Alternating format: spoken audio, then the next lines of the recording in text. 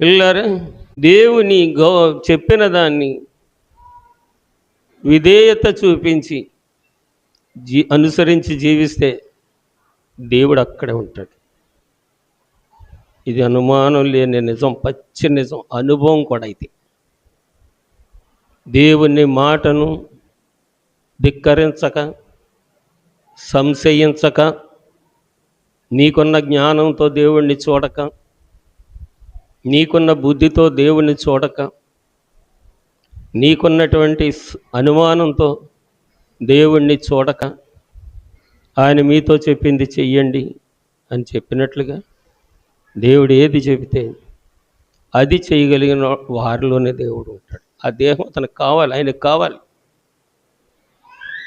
అలాగా ఏ దేహము దేవుని కొరకు లోబడుతుందో అది ఔన్నత్యంలోనికి వస్తుందన్నమాట.